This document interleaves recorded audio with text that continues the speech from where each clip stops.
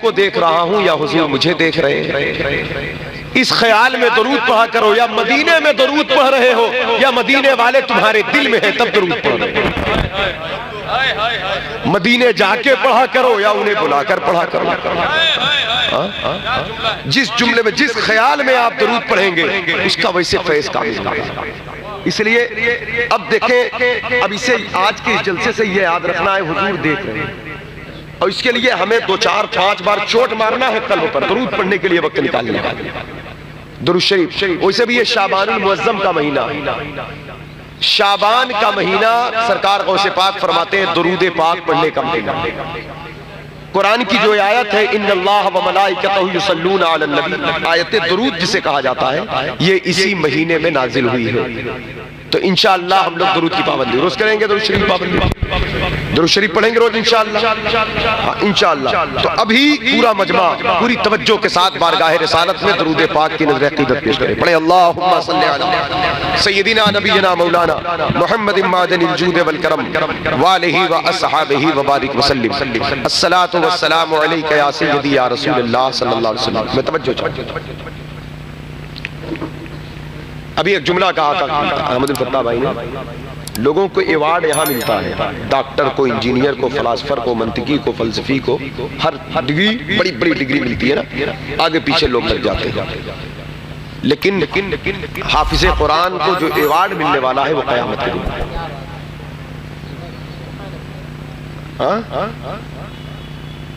تو یہ حافظ قرآن کا ایوارڈ قیامت کے دن ہوگا، عالم دین کا ایوارڈ قیامت کے دن ہوگا، وہ اسے دیکھیں۔ اس پر یہ دیکھیں، یہ ایک بہت بڑی حقیقت ہے، یہ ریئل ہے۔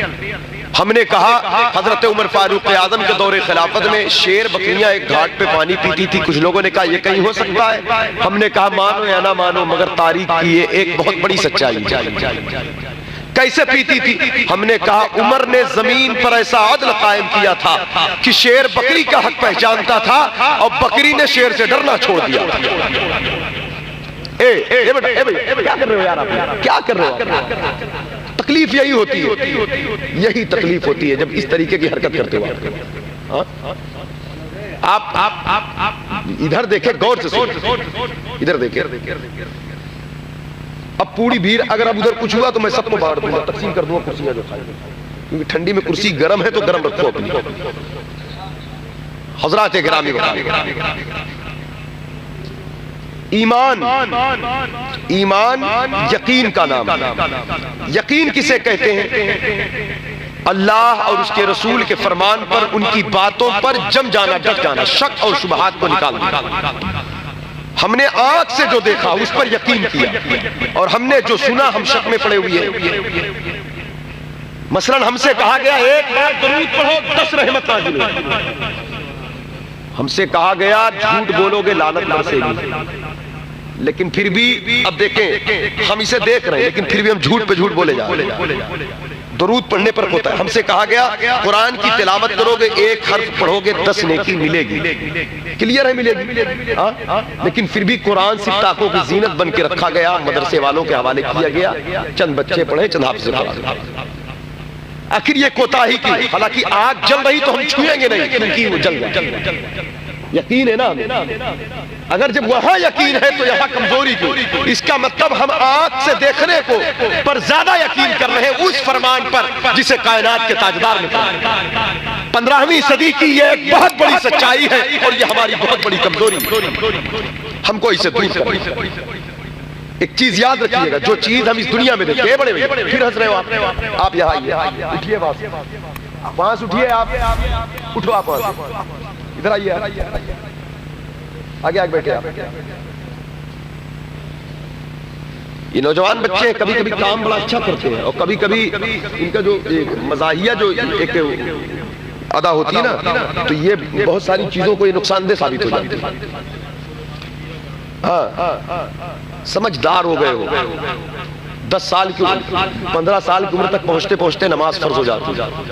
آپ جانتے ہیں یہ مدرسے کا جلسہ ہے، ایک 14 سال کا ایک نوجوان عراق کی سرزمین پر جسے دنیا امام محمد کہتی ہے، سمجھ رہے ہیں؟ 14 سال کے تھے، تہجد کے وقت امام اعظم کی درسگاہ میں پہنچ گئے اور پہنچ کر ایک مسئلہ پوچھ گئے۔ سن لے غور سے اور سنے غور سے، زندگی کیا ہے، کتنی قیمتی ہے۔ امام اعظم تہجد کی نماز میں تھے، شب بیداری میں فارغ ہوئے تو لوگوں نے کہا حضور ایک نوجوان آیا ہے، وہ کچھ مسئلہ پوچھنا چاہتا ہے۔ جیسے ہی گئے تو کہا حضور ایک مسئلہ پوچھنا چاہتا ہوں۔ کہا کیا مسئلہ ہے؟ کہا اگر کوئی نابالغ بچہ عشاء کی نماز پڑھ چکا ہو اول وقت اور پھر اسی رات وہ بالغ ہو جائے تو کیا اسے عشاء کی نماز دوبارہ پڑھنا پڑے گا؟ مطلب جب عشاء پڑھا تو نابالغ، پھر وہ سویا 12 بجے آنکھ کھلی تو وہ بالغ ہو چکا تھا، جو آثار بلوغیت ہیں وہ ظاہر ہو چکے ہیں، تو کیا وہ نماز اسے دوبارہ پڑھنا پڑے گا؟ تو حضرات گرامی وقار امام اعظم بھی امام اعظم تھے، انہوں نے کہا بیٹا ہاں نماز دوبارہ پڑھنا پڑے گا۔ تو کہا یہ مسئلہ تھا، پوچھا، لوگوں نے سوچا کسی اور کے لیے پوچھا ہوگا، لیکن امام اعظم دیکھ رہے ہیں انہی کی مسجد میں انہی کے بغل میں کھڑے ہو کے وہ 14 سال کا نوجوان کہتا ہے اللہ اکبر، مطلب وہ خود اپنے لیے پوچھا، 14 سال کی عمر تھی۔ وہی امام محمد ہیں حضرات گرامی وقار کہ امام اعظم کے درسگاہ کے صف اول کے شاگرد ہیں اور اتنے بڑے مقام پر پہنچے آگے چل کے کہ ان کے گھر میں چور چلا گیا چوری کرنے اور کچھ نہ پایا سوائے کتابوں کے، رات بھر پڑھتا رہا، صبح خادم نے دروازہ کھولا، وہ باہر نکلا، کہا کیا کرنے آئے تھے؟ کہا آیا تھا چوری کرنے، لیکن میں نصرانی مذہب رکھتا ہوں، اب مسلمان ہونا چاہتا ہوں۔ کہا کیوں، بات کیا ہے؟ کہا جب کچھ نہیں پایا تو رات گزارنے کے لیے کتاب پڑھنے لگا، کتاب پڑھتا گیا، میرے دل کی گندگی صاف ہوتی گئی، یہ بتاؤ اس کتاب کا رائٹر اور مصنف کون ہے؟ کہا کہ کوفے کے محمد جو ہے وہ مصنف ہیں۔ کہا وہ امام محمد جو امام اعظم کے شاگرد ہیں؟ کہا ہاں۔ کہا وہ کہاں ملیں گے؟ کہا کہ جامع مسجد میں ملیں گے۔ درس لگا، درسگاہ سجی کی، یہ گیا جا کر کہتا حضور کلمہ پڑھا دے۔ کہا میں نے تجھے کلمہ پڑھانے کی دعوت نہیں دیا، کس چیز نے تجھے کلمہ پڑھنے پر آمادہ کیا؟ کہا کسی اور چیز نے نہیں، ایک رات آپ کے گھر میں گزارا اور رات بھر گزارنے کے بعد اس نتیجے پر پہنچا ہوں کہ جب عراق کے محمد کے علم کا یہ عالم ہے تو مدینہ کے محمد کے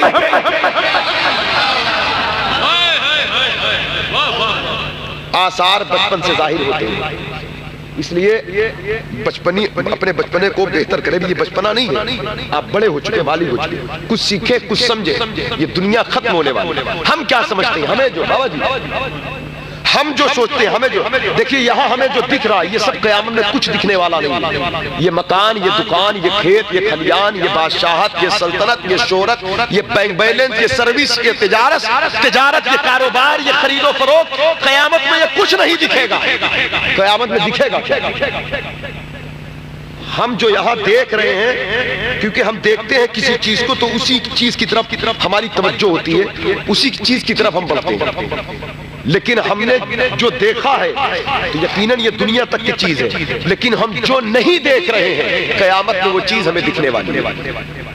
ہم سے کہا گیا ایک بار سبحان اللہ کہو 90 نیکی ملے گی، ہم نے کہا نیکی ملی کہ نہیں ہم نے دیکھا نہیں، لیکن حضور کا وعدہ ہے قیامت کے دن دیکھ لو۔ ہم نے کہا حضور ہم سے کہا گیا ایک بار درود پڑھو 10 رحمت نازل ہوگی، ہم نے دیکھا نہیں، ہم پڑھ لیے لیکن قیامت کے دن دیکھ لیے۔ ہم سے کہا گیا جھوٹ بولو گے لعنت برسے گی، ہم بولتے جا رہے ہیں لعنت برس رہی ہے، ہم دیکھ کہاں رہے اسی لیے ہم بول رہے ہیں، لیکن ہم بول تو رہے ہیں لیکن قیامت میں دیکھ لیں۔ ایمان لاؤ اے ایمان والو، ایمان لاؤ، یہی بات یا ایھا الذین آمنوا آمنوا، اے ایمان والو ایمان لاؤ، جو شک شبہات ہے زائل کرو، ختم کرو اسے۔ فمن یعمل مثقال ذرۃ خیرا یرا، ذرہ برابر نیکی لاؤ گے دیکھ لو گے اللہ۔ ومن یعمل مثقال ذرۃ شرا یرا، ذرہ برابر برائی لاؤ گے وہ بھی پالو گے اللہ کے۔ لیکن سوال یہ اٹھتا ہے کہ آخر یہ نیکی دکھے گی کیسے؟ یہاں دنیا میں تو نہیں دکھتی ہے، دنیا میں نہیں دکھتی ہے، لیکن بروز قیامت اللہ تبارک و تعالیٰ اس بات پر قادر ہے کہ اسے تولے گا، لوگ اسے دیکھیں گے۔ کیسے دیکھیں گے؟ اب یہ نیکیاں کیسے نظر آئیں گی ہمیں اور آپ کو؟ قیامت کے دن سب سے بڑا مسکین وہ ہوگا، سب سے بڑا کمزور وہ ہوگا، سب سے بڑا اپاہج اور معذور نادار وہ ہوگا کہ جس کے نامہ اعمال میں نیکیاں نہیں ہیں۔ قیامت کے دن سب سے بڑا عزت دار وہ ہوگا، مالدار وہ ہوگا، طاقتور وہ ہوگا، سب سے بڑی عزت اس کی ہوگی جس کے پاس زیادہ نیکیاں ہوں گی نسبت بنسبت۔ اور قیامت بہت دور بھی نہیں ہے، جس دن یہ آنکھ بند ہو گئی اسی دن قیامت شروع ہو جائے گی۔ ہم اعلیٰ حضرت کے مسلک کا نعرہ لگاتے ہیں، ہمیں دو پہلو بتائے گئے، توجہ سے سن لے کچھ باتیں۔ اعلیٰ حضرت کیا کہتے ہیں؟ ہائے غافل وہ کیا جگہ ہے جہاں 5 جاتے ہیں 4 پھرتے ہیں۔ یہاں غافل ہمیں جگایا جا رہا ہے۔ پھر کہتے ہیں اندھیرا گھر اکیلی جان، دل گھٹتا دم اٹھتا تھا، خدا کو یاد کر پیارے وہ ساعت آنے والی۔ ایک روپیہ دیا۔ اور دوسری بات اعلیٰ حضرت کیا کہہ رہے ہیں؟ خاک ہو کر عشق میں آرام سے سونا ملا۔ ایک تو کہہ رہے ہیں دل گھٹتا دم اٹھتا تھا، ایک کہتے ہیں خاک ہو کر آرام سے سونا ملا۔ جان کی یکسیر ہے الفت رسول اللہ کی، ایک طرف تو یہ کہہ رہے ہیں۔ تو حضرات گرامی بات کیا ہے؟ دونوں بات۔ غفلت میں یہ زندگی گزر گئی تو اندھیرا گھر اکیلی جان، عشق مصطفیٰ میں گزر گئی تو آرام سے سونا، حضور کی اطاعت میں گزر گئی تو آرام سے سونا۔ تو یہ جو دنیا کی زندگی ہے اصل میں یہ قبر اور آخرت کی تیاری، یہ قبر کی اور آخرت کی، یہ دنیا کی زندگی تیاری۔ اس کو ہم رائے گا فضول برباد نہ کریں۔ مالدار ہو، سروس مین ہو، تجارت والے ہو، خرید و فروخت والے ہو، کھیت خلیان والے ہو، یہ سب کچھ رہے، لیکن آپ پہلے حضور کے غلام۔ آپ کسی بھی ڈپارٹ میں ہو، اگر حضور کی غلامی میں ہو تو پھر وہ ڈپارٹ بھی سلامت رہے گا، آپ کا دین بھی سلامت رہے گا۔ کیونکہ آپ جانتے ہیں اگر یہ غلامی کا رشتہ محبت کمزور ہو، اگر یہ رشتہ مضبوط ہے، تب وہ وکیل بھی ہو تو اس کی وکالت تبلیغ بن جاتی ہے، تب وہ ڈاکٹر بھی ہو تو اس کی ڈسپینسری، اس کی ڈکشنری، اس کی جو اس کی پریکٹس ہے وہ بھی تبلیغ بن جاتی ہے۔ اگر حضور کی غلامی کا رشتہ کمزور پڑ گیا تب تو بندہ علم کے چولے میں ہے، پھر بھی وہ چیز تبلیغ نہیں بنتی۔ آج جو کمزوری آئی اسے ہمیں اور آپ کو دور کرنا۔ ہم اپنے باپ کے بیٹے بعد میں ہیں، آمنہ کے لال کے غلام پہلے۔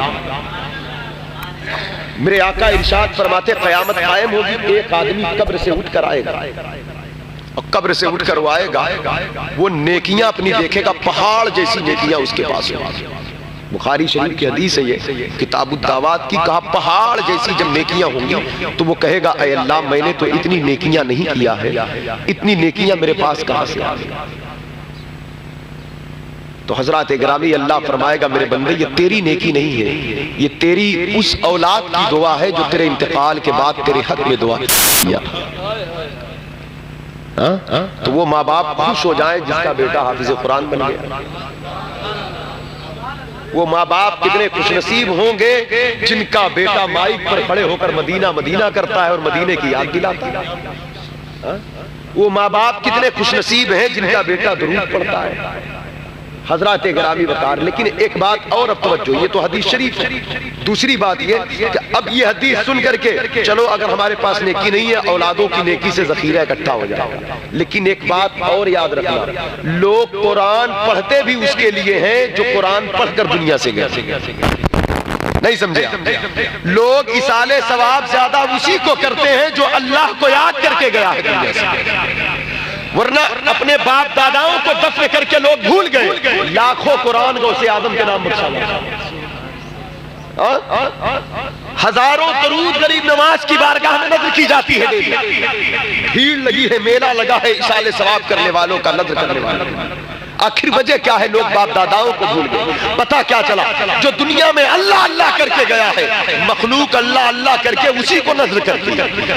اس لیے اگر کوئی باپ یہ چاہتا ہے میری اولادیں میرے انتقال کے بعد میرے نام ایصال ثواب کریں، دعا کریں، تو اسے چاہیے زندگی میں ہی وہ اللہ کو یاد کرنا شروع کرے، زندگی میں ہی وہ اللہ کا ذکر کرنا شروع کرے، اللہ کی محبت کو دل میں بسائے۔ ایک اور بات میں توجہ چاہتا ہوں، اللہ کی یاد جو ہوتی ہے، غوث پاک کی بارگاہ، سرکار غوث اعظم کی بارگاہ میں ایک شخص آیا، غوث پاک نے کہا اے شخص تو ایمان لا، کلمہ پڑھ، تو اس نے کہا میں ایمان لاؤں گا لیکن میں لا الہ الا اللہ پڑھوں گا، محمد الرسول اللہ نہیں پڑھوں گا۔ غوث پاک بھی غوث پاک تھے، اب جیسے کوئی ظاہری علم ہوتا تو یہ کہا جاتا کہ بھائی تم لا الہ جب تک محمد رسول اللہ نہیں پڑھو گے تب تک مومن نہیں بنو گے۔ غوث پاک نے فرمایا ٹھیک ہے تم پڑھو لا الہ الا اللہ۔ جیسے ہی وہ کہنے لگا لا الہ الا اللہ، کہا ایک بار اور پڑھو، پھر کہا لا الہ الا اللہ، پھر کہا ایک بار اور پڑھو۔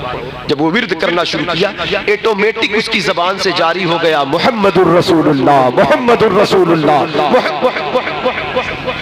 آخر کیسے جاری ہوگا؟ پھر غوث پاک نے فرمایا سن، یہ جو محمد الرسول اللہ محمد صلی اللہ علیہ وسلم ہے یہ اللہ کے نور ہی ہے۔ جب لا الہ الا اللہ تو نے کہا تو وہی اللہ کا نور تو محمد الرسول اللہ صلی اللہ علیہ وسلم کا ہے۔ جب تو لا الہ الا اللہ کہا تو اس کی برکت سے نور مصطفیٰ تیرے سینے میں جلوہ گر ہو گیا، تیرے سینے میں جلوہ گر ہو گیا۔ تو اب تیرا دل اس بات کے لیے تڑپنے لگا کہ میں اس پیارے نور کا نام لوں، تیری زبان سے وہ کیا جاری ہو۔ تو پتہ کیا چلا؟ جب کوئی اللہ کا ذکر کرتا ہے تو نور مصطفیٰ سے اس کا قلب روشن ہونے لگتا ہے، نور محمدی سے اس کا قلب روشن ہونے لگتا ہے۔ تو لہٰذا اس لیے حضور کے عشق، حضور کی محبت کو اگر قائم رکھنا ہے تو اللہ کا ذکر کثرت سے کرو، اللہ کو یاد کثرت سے کرو۔ کون ایسا ہوگا میرے بھائی؟ آپ بتائیں، آج لوگ کسی سے کسی کے خلاف غلطی ہو جائے تو لوگ اس کو جلدی معاف نہیں کرتے، یہاں تک کہ باپ بیٹے میں جدائی ہو تو جلدی رضامندی حاصل نہیں ہوتی، پڑوسی پڑوسی سے ناراض، رشتہ دار رشتہ دار سے ناراض، ساری زندگی گناہوں میں غلاظت میں ہم نے گزار دیا۔ وہ کتنا کریم ہے، خود اس کے حبیب نے فرمایا اگر کوئی روزانہ 100 مرتبہ کہے سبحان اللہ و بحمدہ، حدیث شریف، روزانہ کوئی 100 مرتبہ کہے سبحان اللہ و بحمدہ تو سمندر کے جھاگ کے برابر اس کے گناہ ہو تو میں بخش دوں۔ اللہ نے فرمایا، اس کے حبیب اللہ بخش دے۔ اور ایک بات دیکھ لے، آگے چلے، ایک باپ، یہ بیٹا ہے، جس باپ کا بیٹا ہے، اگر باپ بلائے یہ بار بار چھڑا کر بھاگ جائے، باپ خود پیار کرے، محبت کرے، تو ایک دن باپ رو کر کہے گا میرے بیٹے کیوں میرے پاس نہیں بیٹھتے، کیوں میرے پاس نہیں آتے، کیا میں تم سے پیار نہیں کرتا، کیا میں تم سے محبت نہیں کرتا؟ آپ اندازہ کریں اس وقت باپ کی کیفیت کیا ہوگی جس وقت باپ کے یہ انداز جب ہوگا۔ تو اللہ باپ نہیں ہے، بیٹا بھی نہیں، اللہ پاک ہے، لیکن اس کو اپنے بندوں سے جو محبت ہے، جو اپنے بندوں پر رحم کرتا ہے، کرم کرتا ہے۔ قرآن کی ایک آیت نے یہ مزاج دیا، یا ایھا الانسان ما غرک بربک الکریم، اے انسان کیوں مجھ سے بھاگتا ہے، کیا میں تجھ پر کرم نہیں کرتا؟ کیا تیرا رب کریم نہیں؟ یہ انداز محبت ہے۔ اے انسان کیوں مجھ سے بھاگتا ہے، کیوں مجھ سے محبت نہیں کرتا، کیوں میری طرف نہیں آتا، کیوں مجھے یاد نہیں کرتا، کیوں میرے در پہ نہیں آتا؟ آپ اندازہ کریں یہ اللہ بندوں سے محبت کرتا ہے، اس کے حبیب کی محبت ہمیں اللہ کی محبت کا پتہ دیتی ہے۔ تو لہٰذا آج ذرا ہم اپنی زندگی کا جائزہ لیں، ہم کس قدر رب سے غافل ہو چکے ہیں، کس قدر رب سے، اس احساسات کو دیکھیں۔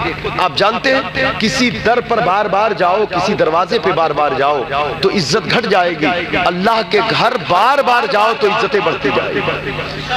یہ سر کسی اور در پہ جھک جائے تو بندہ ذلیل ہو جاتا ہے۔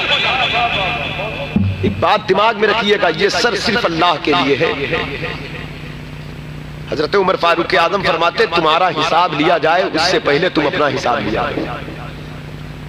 اپنا حساب لو۔ ہم نے دن کہاں گزارا، رات کہاں گزاری، وقت کہاں گزارا، سال کہاں، ہم 20 سال کے ہو گئے، ہم 25 سال کے ہو گئے، ہماری عمر 30 ہو گئی، 50 ہو گئی، 55 ہو گئی، کہاں کھیلا، کہاں کودا، کہاں وقت گزارا۔ حضرات گرامی وقار، اس لیے جب دن گزر جائے تو یہ سوچا کرو آج یہ سر اللہ کی بارگاہ میں جھکا ہے کہ نہیں، احساس کرے، محسوس کرے اس بات کو، اللہ کی بارگاہ میں جھکا ہے کہ نہیں یہ سر؟ اگر نہیں جھکا تو جھکو، یہ سر ہے سر۔ اگر کسی غیر اللہ کے سامنے عبادت کی نیت سے جھک جائے تو مشرک ہو جاؤ، اور اگر یہاں تک ولی اللہ کے سامنے بھی تعظیم کی نیت سے جھک جائے تو حرام ہے۔ جھکنے کا مطلب سجدہ، سجدہ تعظیمی ہے، یہ سب صرف اللہ کا حق ہے۔ اور یہ سر جب اللہ کی بارگاہ میں جھکتا ہے، بندہ جتنی بار اٹھا کر سر سجدے میں جاتا ہے، جتنی بار سجدے میں جاتا ہے اتنی بار اللہ ایک عزت کا تاج دے کر واپس لاتا ہے، اتنی بار اس کا سر فخر سے بلند ہوتا ہے۔ آج ہمارے معاشرے میں، بالخصوص ہمارے نوجوانوں میں کس قدر یہ نادانی پائی جا رہی ہے۔ اس لیے ہمیں بیدار ہونا پڑے گا اس مسئلے کے لیے، ہمیں اس کے لیے بیدار ہونا پڑے گا۔ اور ایک بات میں بتا دوں، اکثر ہوتا کیا ہے، ایک تو ہم غافل ہیں قرآن پڑھنے سے، غافل ہیں سجدہ کرنے سے۔ اعلیٰ حضرت نے ایک بہت بڑی فکر دیا ہمیں، اور ہم اعلیٰ حضرت کو پڑھیں سمجھیں، ان سے فکر حاصل کریں۔ احمد بھائی نے مدینہ شریف کا ذکر بہت کیا، اعلیٰ حضرت کے حوالے سے کیا۔ اعلیٰ حضرت نے مدینہ شریف جاتے وقت آخر مدینہ شریف جاتے وقت شکر کس بات کا؟ شکرانہ عام طور سے جو عام رسم و رواج میں معاشرے میں جو ہے یہی ہے، تنخواہ ملی اللہ کا شکر، کھانا کھا لیا اللہ کا شکر، کہیں سے آ گئے تھکے ہارے آرام سے پہنچایا اللہ کا شکر۔ لیکن جب مدینہ جا رہے تھے تو شکر کس بات کا؟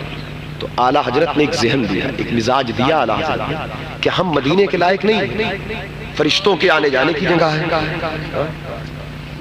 جہاں سے مولا علی نے مانگا کہا نا، جہاں سے غوث الورا نے مانگا، جہاں خواجہ مانگے، علی مانگے، ولی مانگے، تو مجھ جیسا شخص اگر وہاں جائے تو یہ ان کا کرم ہے، یہ اللہ کا فضل ہے، تو شکر ہے اللہ کا وہاں لے جا رہا ہے جہاں جبریل آتے ہیں، جہاں ابو بکر و عمر آرام کر رہے ہیں وہاں لے جا رہا ہے، جہاں صحابہ آتے ہیں۔ تو اس نتیجے پر ذہن پہنچا میرا کہ یہ شکر صرف مدینے کے لیے نہیں ہے، یہ مدینے کے قرآن اللہ کی کتاب ہے، اے بیٹا توجہ، قرآن اللہ کی کتاب ہے۔ آج میں نے ایک روایت پڑھا امام اعظم ابو حنیفہ کی، میں نے کچھ جگہ شیئر بھی کیا، یہ بچہ حافظ ہو گیا، پانی کا تھوڑا پانی، یہ بچہ حافظ قرآن ہو گیا، حافظ قرآن ہو گیا، اب والدین کو چاہیے کہ شکر ادا کریں، اللہ کا شکر ہے میرا بیٹا حافظ ہو گیا، بیٹا تم بھی شکر ادا کرنا۔ ہاں امام اعظم فرماتے جب میں کوئی علم پڑھتا، جب وہ علم کے سے نتیجے اخذ کر لیتا، جب میں اس کی گہرائی تک پہنچتا مسئلہ حل ہو جاتا، تو میں دل سے شکرانے کی نماز پڑھتا، میں کہتا اللہ تیرا شکر ہے، کہتے جب میں شکر کرتا تو دوسرے علم کا دروازہ میرے لیے کھل جاتا۔ تو مزاج کیا ہے، مسئلہ کیا ہے؟ اللہ نے اگر فجر کی نماز پڑھا لیا،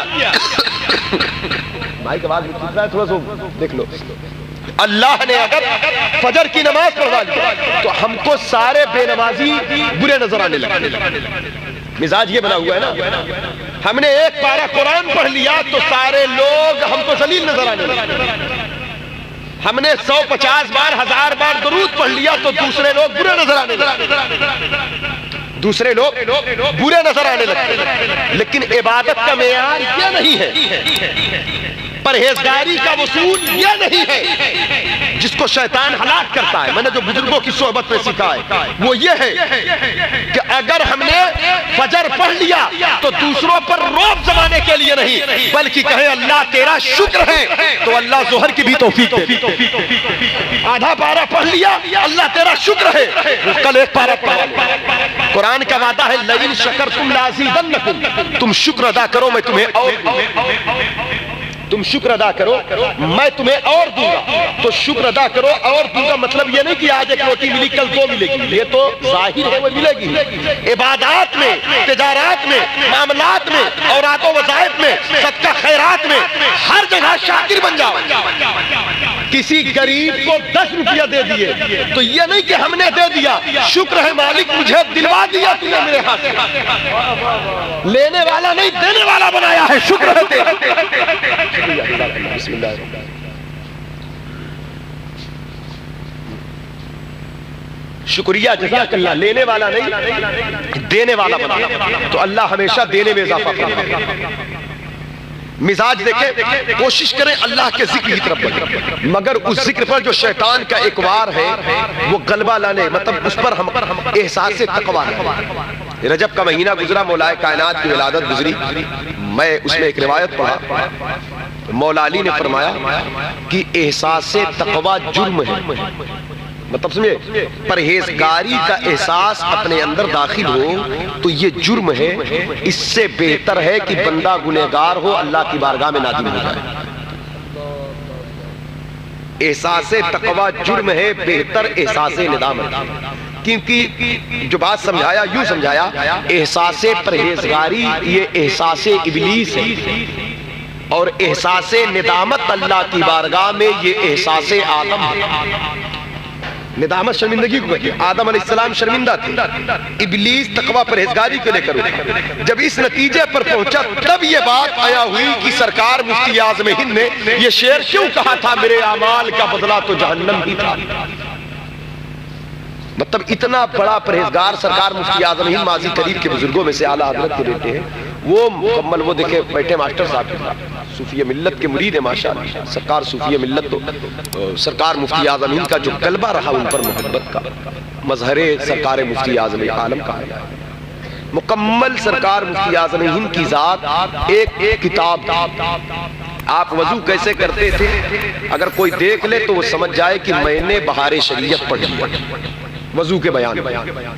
سمجھ رہے؟ کھانا کیسے کھاتے تھے اگر کوئی دیکھ لے مفتی اعظم ہند کو تو سمجھ جائے کہ میں نے حدیث شریف سے جو کھانے کا جو پارٹ ہے، جو آپ پارٹ کہتے ہیں باب، میں نے اس باب کو پڑھ لیا.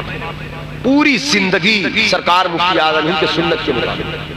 اتنا بڑا پرہیزگار شخص یہ کہہ رہا ہے میرے اعمال کا بدلہ تو جہنم ہی تھا. آخر کیوں کہہ رہا ہے؟ جب اس نے تو مولا علی امام الاولیاء ہے، ہر ولی نے وہاں سے فکر لیا کہ پرہیزگاری روپ دکھانے کے لیے نہیں ہے، پرہیزگاری تو اللہ نے توفیق دیا اس کی بارگاہ میں سکھانے کے لیے. لیکن جب ہم اپنی بات کریں گے تو یوں کریں گے کہ میرے اعمال کا بدلہ تو جہنم ہی تھا، میں تو جاتا مجھے سرکار نے جانے. تو لہٰذا یہ خیال یہ فکر لائے کہ مطلب نیکیوں کی طرف بڑھے، پرہیزگاری کی طرف، تقویٰ کی طرف چلے. نماز کی پابندی کو لازم پڑھے. نماز ایک اہم عبادت ہے، یہیں سے انسان کا تقویٰ شروع ہوتا ہے. پرہیزگاری، تقویٰ، عبادت یہیں سے. اور بہت سے لوگ یہ شکایت جسے ہوتا ہے نا، ایک انسان ایک زمانے سے نماز پڑھتا چلا آ رہا ہے لیکن اس کے وجود کے اندر، اس کے دل کے اندر تبدیلی نہیں آ رہی. جسے بہت سے لوگ دیکھ رہے ہیں 20 سال سے 10 سال سے نماز پڑھ رہے ہیں لیکن کیفیت نہیں بدلتی، تبدیلی نہیں آتی. بس ایک عبادت کو عادت نہ بنا، عبادت کو عبادت کے معیار میں وہ مسجد آنا جانا یہ جو عادت والا مزاج ہے یہ عادت نہیں، ایک شوق. جو قرآن نے کیا کہا؟ قد افلح المؤمنون الذین هم فی صلاتهم خاشعون. کامیابی کو پہنچا وہ نمازی جو اپنے رب کے حضور خشوع پیدا کیا اور خضوع پیدا کیا. اب یہ خشوع کیا ہے؟ خشوع جب اللہ کی بارگاہ میں کھڑے ہو تو احساس ہو کہ کہاں کھڑے، کس دربار میں کھڑے، کس کی بارگاہ میں کھڑے، کون ہے جسے ہم دیکھ تو نہیں سکتے لیکن وہ ہمیں دیکھ. ڈر ہو، خوف ہو، پھر اس کی بارگاہ میں سر بسجود ہو. اور خضوع کیا ہے؟ کہا خضوع یہ ہے کہ عشق و محبت میں اندر سے مچلنا. خشوع کا مطلب ڈر جانا، خضوع کا مطلب مچل جانا. کس بات پر مچلنا؟ اس بات پر مچلنا کہ شکر ہے اللہ کا میں وہاں کھڑا ہو گیا جہاں غوث اعظم کھڑے ہوتے تھے، جہاں کھڑے ہوتے میں وہاں کھڑا ہو گیا اس رب کی بارگاہ میں، اس محبوب الہی کی بارگاہ میں. تو اللہ نے کہا میرے بندو یہ دربار میرا ہے، یہ میری کرم نوازی ہے. جس گھاٹ کا پانی میرے اولیاء پیتے ہیں، جس گھاٹ کا پانی صحابہ پیے، جس گھاٹ کا پانی اہل بیت پیے، جس ندی کا پانی تہجد گزار پیے، شب بیدار پیے، تم بھی میرے بندے ہو، میں تم سے بھی محبت کرتا ہوں. آؤ آؤ اسی گھاٹ کے کنارے کھڑے ہو کر تم بھی اس کی لذت لے. تو کہا کہ مچل جاؤ، مچلو. اب اس کا طریقہ دیا بزرگوں نے، حضرات گرامی وقار. کہا اس کا طریقہ، اس نتیجے پر پہنچنے کے لیے پہلے انسان کو اس بات پر یقین رکھنا پڑے گا کہ اللہ موجود ہے. اس کی موجودگی سے غافل مت ہونا. وہ دیکھ بھی رہا، سن بھی رہا، اور پھر اس کی عطا سے اس کے حبیب بھی دیکھ رہے، اس کے حبیب بھی سن رہے. جتنا انسان اس پر یقین رکھے گا اتنا وہ کامل فیض اور برکتوں سے مالا مال. یہ ایک بہت بڑی سچائی ہے کہ حافظ قرآن کے ماں باپ کے سر پر قیامت کے دن ایک ایسا تاج رکھا جائے گا کہ جس کی روشنی چمک دمک کو دیکھ کر چاند اور سورج کی روشنی پھیکی پڑ جائے گی. ایک حافظ قرآن 10 ایسے لوگوں کی شفاعت کرے گا. ایک حافظ قرآن 10 ایسے لوگوں کی شفاعت کرے گا جس پر جہنم میں جانا واجب ہو چکا تھا. واجب کا مطلب وہ اپنے کرتوت کے بنا پر جہنم کا فیصلہ ہو چکا تھا. آپ بتائیں آخر آج موجودہ دور میں بالخصوص لاک ڈاؤن کے بعد سے مدارس اسلامیہ میں جو کمزوری آئی، جن مدرسوں میں جگہ نہیں ہوتی تھی، مدرسے پھول ہوتے تھے، داخلے کی گنجائش رہنے کی جگہ نہیں، آج وہ مدرسے خالی ہیں. آخر وہ خالی کیوں ہو گئے؟ ہماری قوم کو اس خلا کو پور کرنا ہے، اس فکر کے ساتھ کہ بچوں کو دنیاوی تعلیم کے ساتھ ساتھ اس تعلیم کی طرف بھی لانا ہے کہ جس کی ڈگری قیامت کے دن ملنے والی ہے، جس کی سرٹیفکیٹ قیامت کے دن ملنے والی ہے، اللہ اس کے رسول کے ہاتھوں سے ملنے والی ہے، اور یہ وہ ڈگری ہے، یہ وہ انعام ہے، یہ وہ نعمت عظمیٰ ہے، یہ وہ نعمت۔ قرآن کی تلاوت بھی اللہ کا ذکر ہے، قرآن کی تلاوت بھی اللہ کے ذکر ہے۔ قرآن پڑھو، قرآن سے محبت کرو، قرآن سے قریب ہو جاؤ، قرآن سے رشتہ محبت کو لازم کرو، قرآن سے پیار کرو۔ حضرت بلال حبشی سے حضور نے پوچھا، کہا بلال میں نے دیکھا ہے تم جنت میں مجھ سے آگے آگے چل رہے تھے، بات کیا تم جنت میں مجھ سے آگے چل رہے تھے؟ تو حضرت بلال حبشی نے کہا یا رسول اللہ جب میرا وضو ٹوٹ جاتا ہے تو میں تازہ وضو کر کے تحیۃ الوضو پڑھ لیتا ہوں اور اس کے بعد میں قرآن کے ایک سورت کی کثرت کرتا ہوں۔ کہا وہ کیا ہے؟ کہا میں قل واللہ شریف کی کثرت کرتا ہوں۔ حضور نے فرمایا یہ اس عمل کی برکت ہے، تم جنت میں مجھ سے آگے آگے چل رہے۔ آپ اندازہ کریں آج قرآن، سورہ اخلاص، سورہ فاتحہ، یہ سورتیں آج تو یہ المیہ ہو گیا۔ حضرات گرامی وقار، آپ جانتے جو مدرسے خالی ہو جا رہے ہیں، جہاں تعلیمی معیار کمزور ہوتا جا رہا ہے، باپ دادا ہمارے مرتے ہیں تو مدرسے والے قرآن پڑھتے ہیں۔ اس لیے ہمیں چاہیے کہ ہم اپنے بچوں کو اتنا قرآن پڑھا دیں کہ وہ ہمارے لیے کافی ہو، اور لوگ پڑھ کر اصالے ثواب کریں، نظر کریں، بڑی نعمت ہے۔ اور قرآن کی تلاوت پر یقین رکھیں۔ مثال کے طور پر ہم نے کہا سبحان اللہ 90 نیکی ملی، الحمدللہ کہا میزان بھر کر نیکی ملی، ہم نے اللہ اکبر کہا زمین کے آسمان کی خلا پوری ہوئی، حدیث شریف ہے۔ اس پر ہمیں یقین رکھنا ہے، ایمان رکھنا ہے۔ اللہ کے رسول کی باتیں، حضور کی محبت کا مطلب ایک یہ بھی ہے کہ جو انہوں نے فرما دیا تو فرما دیا، اب شک شبہات ڈاؤٹ ہمارے دل دماغ میں نہیں ہے۔ ہم جم جائیں اس پر، اور جتنا ہم جم جائیں اتنا بڑا عشق رسول ہے یہ۔ دماغ سے سارے شبہات کو نکال دے۔ جیسے کہ سرکار مولا علی کو موت کے بستر پر لٹا دیا تو علی سے پوچھا گیا علی تمہیں نیند آئی؟ کہا کہ جتنی اچھی نیند آئی اس سے بہتر کبھی نیند آئی۔ پوچھا گیا اچھی نیند کیوں آئی؟ کہا کہ اس لیے میں مر نہیں سکتا تھا اس رات، ہر رات تو خوف ہوتا کہ شاید موت، آج رات میں نہیں مر سکتا تھا۔ کہا لوگ تلوار لے کر باہر کھڑے تھے، کہا ان کے تلواروں کے دھارے مڑ سکتے ہیں، علی کو موت نہیں آ سکتی۔ کہا کیوں؟ کہا اس لیے حضور نے کہا تھا امانتیں دے کر مدینہ آنا ہے، تو زندہ رہوں گا تب تو مدینہ رہوں گا۔ کیا کہنا بابا۔ اور آپ جانتے ہیں یہ یقین کیسے ملتا ہے؟ اب یقین کیسے ملتا ہے؟ سرکار مولا علی جب پیدا ہوئی تو ان کی آنکھیں بند تھیں۔ آپ کی والدہ نے، حضور کی والدہ نے، مولا علی کی والدہ سرکار کی چچی تھی، وہ کہتی ہیں اے یا رسول اللہ آپ کا بھائی پیدا ہوا ہے اور وہ آنکھیں نہیں کھولتا۔ میں نے کہا چچی جان آنکھیں کھول دے گا؟ کہا میں نے بہت کوشش کیا آنکھیں نہیں کھولی۔ اچھا بتائیں بچے جب پیدا ہوتے تو پھر سے زیادہ نازک ہوتے ہیں، مولا علی کی آنکھیں کیوں نہیں کھل رہی ہے؟ کھولنا بھی چاہا لوگوں نے، بچے پھول جیسے اگر ہوئے تو ان کی آنکھیں ایسے کر دو تو کھل جائے گی، لیکن لوگ تھک گئے، علی آنکھ نہیں کھولے، کیونکہ علی کی آنکھوں میں کتنی طاقت تھی، لوگ کھول کیوں نہیں پائے؟ اس لیے نہیں کھول پائے کہ علی پیدائشی شیر شیر۔ دوسری بات یہ جب حضور تشریف لائے، جب سرکار آئے تو مولا علی سرکار نے فوراً آنکھیں کھول کر مسکرانا شروع کیا۔ آنکھیں کھولے جب مسکرائے مولا علی تو مولا علی نے کیا مزاج دیا؟ مولا علی نے ایک مزاج دیا، ایک پیغام دیا کہ ہماری پیدائش کا مقصد حضور کا دیدار ہے، میں پیدا ہوا ہوں نبی کو دیکھنے کے لیے، اس لیے آنکھ بند رہے گی جب تک چہرہ حضور نہ ہو۔ پیدائش کا مقصد دیدار مصطفیٰ۔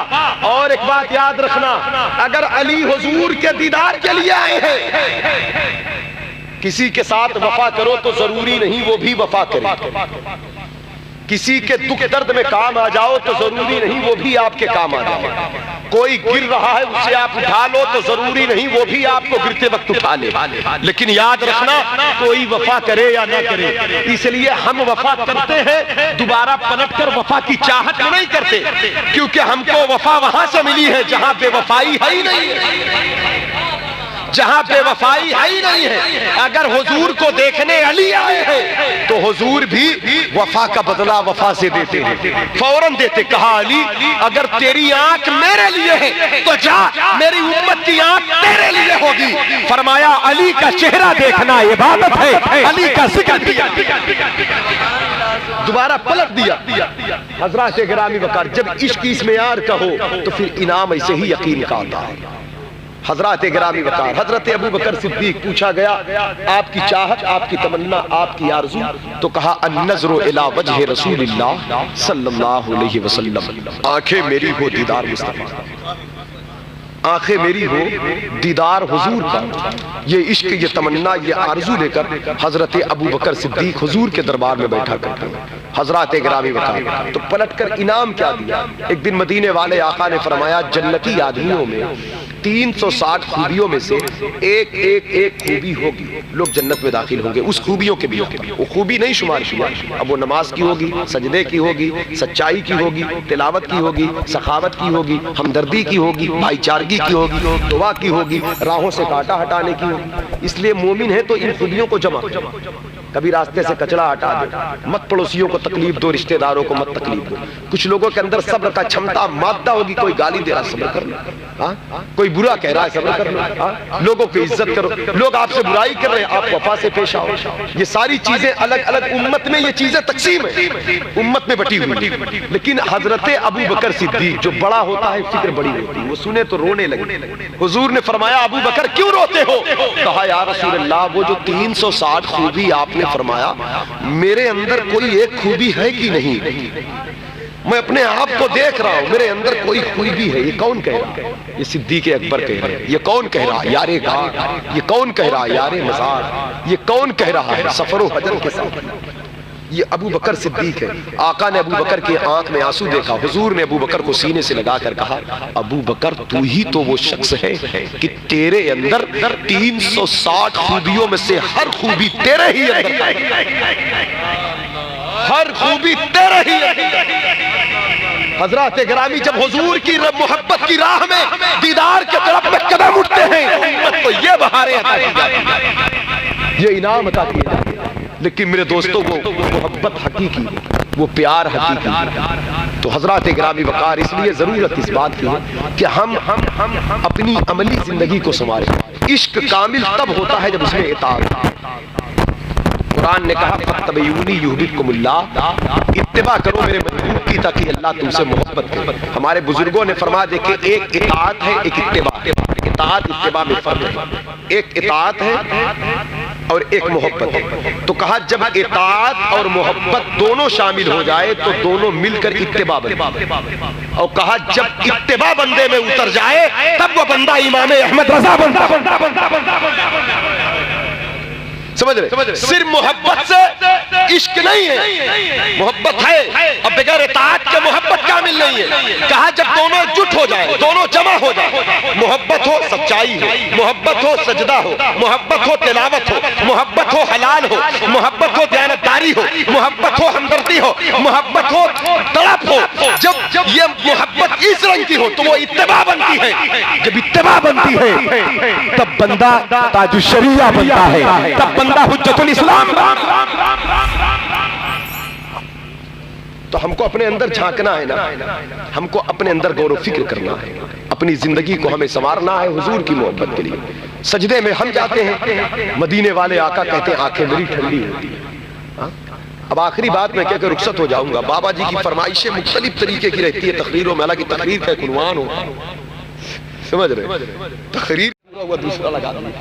اب تقریر میں بابا جی کی جہاں پر بہرحال دیوانے آدمی، میں ان کی خواہش ان کی فرمائش کو پوری کرتا ہوں۔ ایک بات قرآن شریف کے تعلق سے سن لے، اس کے بعد ایک فرمائش بابا جی کی ایک فرمائش پھر اور ہے، اس کے بعد سلام۔ حضرات گرامی وقار میں توجہ چاہتا ہوں، ذہن حاضر رکھیں۔ آپ دیکھیں قرآن کی تلاوت، حافظ قرآن کی فضیلت، ایک روایت دیکھیں، اپنے گھر میں رمضان شریف کا مہینہ آ رہا ہے، قرآن پڑھے کثرت سے اور قرآن صحیح سے پڑھنا سیکھیں۔ قرآن راوا گاتی کی طرح نہ پڑھیں۔ جو ہمارے علماء اکرام ہیں اور مدارس کے اساتذہ ہیں، بیچارے بہت محنت کرتے ہیں ماشاءاللہ، لیکن میری ایک عرضی ہے، ان کی بارگاہ میں گزارش ہے کہ مطلب تھوڑی سی اور کوشش کرتے تو بچوں کے تلفظ، ادائیگی، یہ چیزیں ہم اہل سنت والجماعت میں بڑی کمزوری پائی جاتی ہے۔ ہم دیکھتے ہیں کہ دیوبندیوں کے ہاں جب ان کے بچے قرآن پڑھتے تو بڑا اچھا پڑھتے، عام ناظرہ خاں بڑھیا قرآن پڑھتے، لیکن ہمارے بچے ہمارے عوام پڑھتے تو ہے قرآن محبت سے، لیکن جب ہم لوگ کبھی سننے کا سابقہ ہو جاتا ہے تو ہم لوگ یہ دل میں کہتے ہیں یار اس سے بہتر یہ نہ پڑھے۔ بتائیے ہوتا ہے کہ کیونکہ قرآن اللہ کی کتاب ہے، اس کو پڑھنے کا ایک اصول ہے، ایک طریقہ ہے۔ قرآن صحیح سے بڑی کتاب ہے، اس کا چھونا عبادت ہے، دیکھنا عبادت ہے، چومنا عبادت ہے، محبت کرنا عبادت ہے، پڑھنا عبادت ہے۔ ایک لفظ پڑھو 30 نیکی ہے، اور حضور کے قلب پر نازل ہوا ہے، قلب مصطفیٰ پر، اور نبی کے سینے سے پر آیا تو زبان سے ظاہر ہو کر امت تک پہنچا۔ امت کے کچھ مخصوص لوگ ہیں جن کے سینے میں سما جاتا ہے، یہ حضور کا کرم ہے۔ قرآن کا حافظ ہونا یہ معجزہ ہے سرکار کا، یہ معجزہ ہے حضور کا، اور اسے یاد رکھنا، پھر اسی یادداشتی کے ساتھ نکلنا، دنیا سے مطلب کا چلے جانا، یہ معجزہ ہے حضور کا، اور قیامت تک یہ زندہ معجزہ رہے گا امت کے ساتھ، یہ زندہ معجزہ رہے گا۔ 10 سال 12 سال کے بچوں کے سینے میں قرآن سما جائے، قرآن سما جائے، پورا کا پورا پارا۔ دنیا کی بڑی سے بڑی کتابیں ہیں، کسی اور کتاب کا آپ کو حافظ اتنی تفصیل کے ساتھ ایک زبر زیر کے ساتھ نہیں ملے گا جیسے قرآن میں لکھا، جیسے قرآن کا حافظ ملے گا۔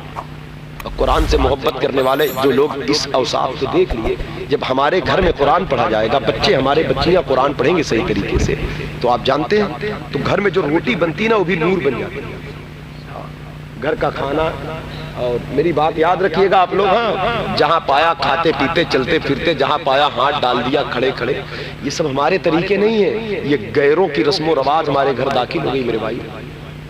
جو کھایا کرو بسم اللہ پڑھ کے کھایا کرو، حدیث شریف میں بغیر بسم اللہ پڑھے کوئی چیز کھایا تو شیطان داخل ہوگا، اب شیطان داخل ہوگا تو ظاہر سی بات ہے نا، بلا پیدا کرے گا، مصیبت پیدا کرے گا، بیماری پیدا کرے گا۔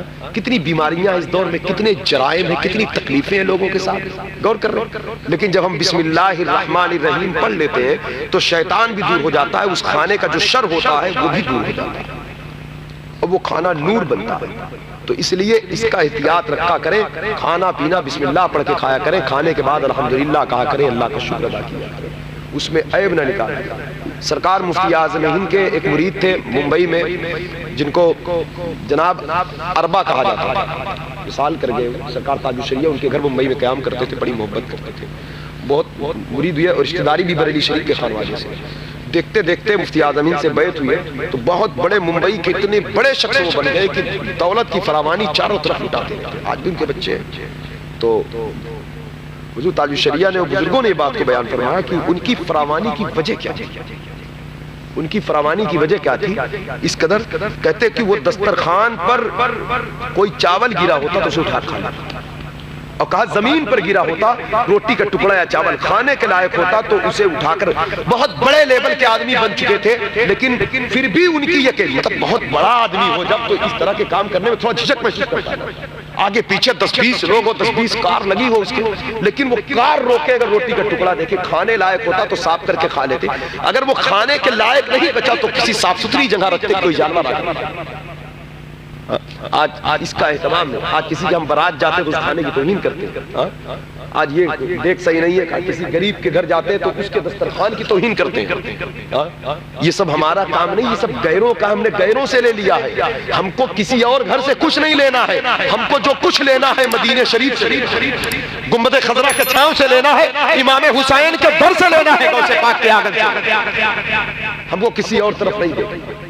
اس بات کو ذہن نشین رکھیں، جو کچھ کھانے کا من کرے کھائیں، اللہ کا شکر ادا کریں، کھانوں کا نعمتوں کا احترام کریں، تو قرآن پڑھیں اللہ کے ذکر کے ساتھ، تو جب جس گھر میں قرآن پڑھا جاتا ہے روٹی میں بھی برکت ہوتی ہے۔ امام شافعی نے دعوت دیا امام احمد بن حنبل کو، امام احمد بن حنبل آ گئے امام شافعی کے گھر کھانا کھانے، دسترخوان لگا، جب دسترخوان لگ گیا تو امام احمد بن حنبل اسے روٹی کا ٹکڑا اٹھاتے، اب بڑے بڑے نوالے کھاتے، ایک وہاں سے اٹھاتے، ایک وہاں سے اٹھاتے، ایک وہاں سے اٹھاتے۔ امام شافعی کے بچے بھی بہت بڑے عالم تھے، بچیاں بہت بڑی عالمہ تھی، تو ان کے دل میں ایک بات آئی کہ میرے ابا نے تو امام احمد بن حنبل کی بڑی تعریف کیا تھا کہ یہ میرا شاگرد ہے، بہت بڑا عالم، بڑا متقی ہے، لیکن یہ بچکانہ حرکت، دسترخوان پر گواروں جیسی حرکت، آخر اس کی وجہ کیا؟ تو امام شافعی اس وقت تو کچھ نہیں بولے، رات کو جا کر امام احمد بن حنبل سے کہتے ہیں اے احمد بن حنبل یہ کیا رویہ ہے تمہارا؟ بھرے مجمع میں علماء کی موجودگی میں دسترخوان پر گواروں جیسی حرکت، تم کو لوگ سب سے بڑا عالم کہتے ہیں، تہجد گزار کہتے ہیں، فقیہ ہو، مجتہد ہو۔ تو کہا حضور جب میں دسترخوان پر کھانے بیٹھا، سن لے غور سے، جب میں دسترخوان پر کھانے بیٹھا تو جیسے ہی روٹی کا ٹکڑا توڑا تو میں نے دیکھا آسمان سے نور برس رہا۔ اب دیکھیں جو چیز قیامت میں دکھنے والی ہے، کچھ بندوں کو اللہ دنیا ہی میں دکھاتا ہے وہ چیزیں، وہ مخصوص لوگ ہوتے ہیں، لیکن ہم اس پر یقین رکھتے ہیں، مانتے ہیں اس کو۔ کہا آسمان سے نور برس رہا تھا، اس روشنی سے کوئی کہہ رہا تھا اے حنبل کے بیٹے احمد، روٹی کے بڑے بڑے ٹکڑے اٹھا، جلدی جلدی کھا لے، اتنا پاک دسترخوان اب نہیں ملنے والا ہے تجھے۔ یہ امام شافعی کے گھر کی روٹی ہے، امام شافعی کی بچیوں نے، بیٹیوں نے اس روٹی کو بنایا ہے، اور امام شافعی کے بیٹیوں کی عادت ہے جب وہ روٹی بناتی ہوتی ہے تو وہ قرآن کی حافظہ ہے، وہ قرآن پڑھتی ہوتی ہے، قرآن کی آیتوں کا نور اس روٹی میں، اس آٹے میں سما جاتا ہے، جو بندہ کھاتا ہے وہ بھی روشن۔ حضرات گرامی وقار، اس سے پتہ کیا چلا؟ جس گھر میں قرآن پڑھا جائے، جس گھر میں قرآن پڑھا جائے تو اب اس گھر میں کھانے میں بھی برکت ہو جاتی ہے۔ اب ہم کسی ایسے گھر کے مہمان اگر بن جائیں جو گھر بظاہر غریب ہے، ہمارے من کے مطابق دسترخوان نہیں، لیکن اگر وہ گھر قرآن پڑھنے والا ہے تو ہم تو جو لذیذ لذتیں دیکھتے ہیں اب وہ پتہ نہیں کہاں سے آئی ہے۔ ظاہری چمک دمک کو ہم نے مان لیا، لیکن ہم نے کہا اس دن کی طرف بڑھو جو ہم نہیں دیکھتے ہیں۔ کسی غریب کے گھر کی روٹی ہے، اگر وہ اللہ کے نام سے بنائی گئی ہے تو یقین جانے وہی آپ کے بیماریوں کے لیے شفا بن سکتی ہے، وہی تکلیف کے لیے آرام بن سکتی ہے۔ اس لیے ان چیزوں کی طرف توجہ کریں اور پھر خود اپنے گھر کو بابرکت بنائیں۔ قرآن پڑھ کر رحمت یہ قرآن کی بات، قرآن کی تلاوت کی بات ہوئی، اللہ ہم سب کو قرآن پڑھنے کی توفیق دے۔ بابا جی نے قصیدہ معراج کی بات کیا ہے، ایک بات بچی ہوئی بھی 14 پیر سرکار میں نے قصیدہ پڑھا تھا اس سے مبارک پہ، تو ان کی فرمائش اب قصیدہ معراج دیکھیں وہاں پڑھا تھا اور تھا۔ اب توجہ پہلے معراج شریف کے بعد بابا جی بیان کر دوں میں، اس کے بعد پھر قصیدہ پڑھ کے سلام ہے نا بابا جی۔ ایک بات دیکھیں، نماز روزہ بھی ہم پر فرض ہے، رمضان شریف آنے والا ہے، بڑی عبادت ہے، اللہ توفیق دے سب کو رکھنے۔ حج بھی فرض ہے، دولت ہو جائے تو بڑی نعمت ہے، جو مکہ پہنچا مدینہ پہنچا بہت بڑا اعجاز ہے۔ زکوٰۃ بھی فرض ہے، بہت بڑا کام ہے یہ، اللہ سب کو توفیق دے۔ تو اب دیکھیں روزہ مدینے میں فرض ہوا، حج بھی شریف میں فرض ہوا، ہجری 10 میں حضور آئے کر کے گئے، زکوٰۃ بھی مدینہ منورہ میں فرض ہوا، یہ ساری چیزیں، لیکن نماز کہاں فرض ہوئی؟ ہر چیز مدینے میں فرض ہوئی، ہر چیز جبریل لاتے تھے، روزہ، حج، زکوٰۃ لے کر اللہ کی طرف سے، لیکن نماز کو اللہ نے بھیجا نہیں، نماز کو اللہ نے معراج میں بلا کر محبوب کو تحفہ دیا۔ تحفہ ہوتا ہے نا، تحفہ ہوتا ہے، نماز ایک تحفہ ہے۔ کیسا تحفہ؟ صلاۃ و معراج المومنین۔ اگر بابا جی میرے لیے کوئی تحفہ بھیجے تو بابا جی تحفہ بھیجے، دیکھیں تحفہ جو دیتا ہے وہ اپنی شان کے مطابق دیتا ہے۔ ایسا نہیں ہے کہ وقت کا سلطان اگر آپ کو تحفہ دے گا تو 10 روپیہ والا تحفہ دے گا۔ آدمی اپنے اسٹیٹس کو بھی دیکھتا ہے نا، اپنے لیبل کو بھی تو دیکھتا ہے۔ اگر احمد بھائی مجھے کچھ دیں گے تو اپنی حیثیت کے مطابق دیں گے نا، اگر آپ مجھے کچھ دینے والا اپنے آپ کا خیال رکھتا ہے نا کہ مجھے میں کس حیثیت کا ہوں، اسی طریقے کا تحفہ دے گا۔ لیکن یہ تو دینے والے کے اوپر، لیکن اگر تحفہ ہلکا ہی کیوں نہ ہو، تحفہ ہوتا ہے، تحفے کی قدر تحفہ دینے والے کی قدر ہے، اور اس کی قدر نہ کرنا تحفہ دینے والے کی قدر نہ کرنا ہے۔ وہ بھی تحفہ جس کے ہاتھ سے آتا ہے، تحفہ جس کے ہاتھ سے آتا ہے۔ جیسے کوئی آدمی ممبئی سے تحفہ بھیجا ہمارے لیے، ہمارے گھر لے کر، تو ہم اسے بھی بیٹھا کر چائے پانی ناشتہ کرائیں گے اور پوچھیں گے کیسا ہے وہ جس نے بھیجا، ہاں حال کہیں گے۔ آپ جانتے ہیں پورا اسلام لے کر مدینے میں جبریل آئے ہیں، پورا اسلام لے کر مدینے میں جبریل آئے ہیں، اور نماز عرش سے لے کر اللہ کے محبوب خود آئے ہیں۔ اور دوسری بات یہ، نماز اللہ نے دیا، یہ تحفہ ہے۔ نماز اللہ نے دیا، محبوب کے ہاتھ سے بھجوایا اور عرش کا تحفہ ہے۔ اگر اس کی بے قدری ہوئی تو حضور کے لائے ہوئے تحفے کی بے قدری، حضور کے لائے ہوئے تحفے کی، اس پر غور کریے۔ اس کا عذاب ثواب اپنی جگہ ہے، میں صرف محبت کی بات کر رہا ہوں۔ اگر عذاب ثواب کنارے کرے، اس کا ثواب کیا ملے گا پڑھنے پہ؟ نہ اگر دل ہے تو درد کو سمجھے بس۔ یہ ہے کیا چیز؟ یہ سجدے، یہ نماز کوئی تماشا نہیں، دینے والا اللہ ہے، نماز دینے والا تحفہ اللہ ہے، اللہ سب سے بڑا ہے۔ ایک عام آدمی تحفہ دے تو اپنے اسٹیٹس کا خیال رکھتا ہے، جب اللہ سب سے بڑا ہے تو نماز کتنی بڑی ہوگی، نماز کتنی بڑی ہوگی، یہ سجدے کتنے بڑے، یہ عبادت کتنی بڑی ہوگی۔ تو لہٰذا اس لیے اب یہ معراج کی رات نماز ہم پر فرض ہوئی، یہ حضور لے کر آئے، 50 ہوئی تھی، 5 بچی، تو اللہ نے کہا من جاء بالحسنۃ فلہ عشر امثالھا۔ محبوب، اے محبوب، حضرات گرامی ہوتا کیا ہے آپ دیکھیں، جیسے کوئی آدمی ہم کو تحفے میں دیا، بہت بڑا سامان دے دیا ممبئی میں، 10 لاکھ اس کی قیمت ہے، بہت وزن بھی ہے، لے جاؤ الہ آباد میں فلاں کو دینا ہے۔ ارے یار بھیا ہم کیسے 10 لاکھ کا سامان لے کے جائیں گے، اتنا وزن ہے، سمجھے؟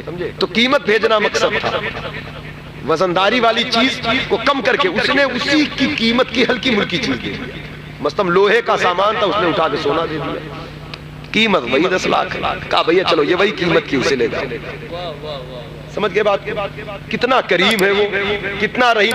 50 وقت کی نماز کی حضور کو لوڈ لگا، اس لیے امت کیسے اٹھائے گی؟ تو کہا محبوب امت پر بوجھ ہے، کہا مولا بوجھ ہے، تو کہا ٹھیک ہے لو 45 کم کر دیا، لیکن میں کریم ہوں، رحیم ہوں، داتا ہوں، جواد ہوں، حبیب میں نے 45 ہٹا دیا، لیکن وہ رہے گی 5، قیمت وہی رہے گی، انعام وہی رہے گا، ایک وقت کی جو ادا کرے گا میں اسے 10 وقت کا۔ تو اب بتائیں اتنی قیمتی چیز سے ہم منہ موڑے پڑے، سجدوں سے ہم غافل ہوئے۔ نماز کی پابندی لازم پکڑے، پڑھیں گے انشاءاللہ پابندی کریں گے، انشاءاللہ پابندی کریں گے۔ رات کے 2 بجنے والے، فجر پڑھیں گے انشاءاللہ، سو جائیں گے، کوتاہی نہیں کریں گے، شیطان سستی دلاتا ہے، لیکن اللہ سے دعا کیا کریں اے اللہ نمازی بنا دے۔ غریب نواز کا روزہ ہو، محبوب الہی کا ہو، اعلیٰ حضرت کا ہو، سرکار منور شاہ بابا کا ہو، جس مزاروں پر جن اولیاء کے دربار میں مسجدوں میں جا کر بیٹا دے دے، بیٹی دے دے، مال دولت سب مانگو، سب ملتا اللہ سے، لیکن اس کے ساتھ ساتھ اللہ نمازی بنا دے، سچا بنا دے، پرہیزگار بنا دے، حلال کھلا دے، متقی بنا دے۔ یہ چیزیں بھی اللہ ہی سے کہیں۔